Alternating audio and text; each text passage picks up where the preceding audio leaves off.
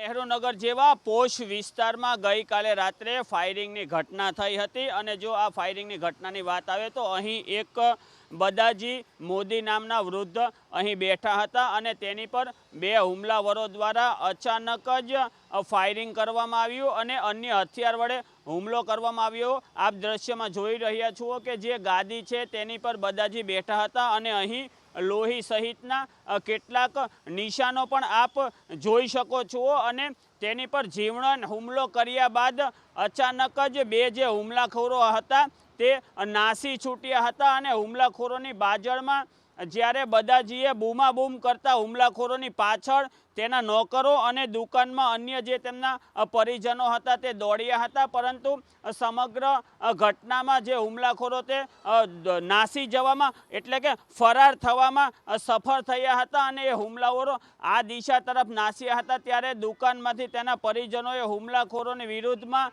દોટ મૂકી, પરંતુ થોડી વારમાં હુમલાખોરો અદૃશ્ય થઈ ગયા હતા।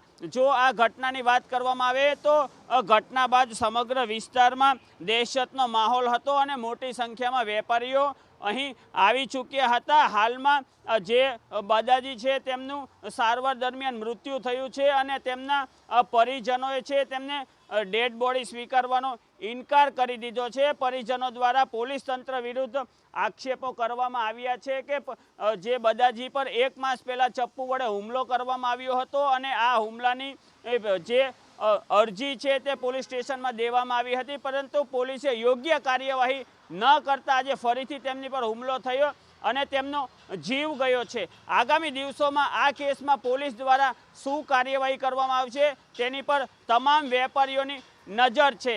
કેમેરા પર્સન નૈનેશ ગોરિયા સાથે ચેતન બાંભણિયા, એબીપી અસ્મિતા, અમદાવાદ। અમે દુકાનની અંદર હતા એટલે આ ઘટના વિશે અમને કોઈ માહિતી નથી અને એ લોકો ભાગી ગયા, કઈ બાજુ ભાગી ગયા એ અમને કંઈ જ ખબર નથી।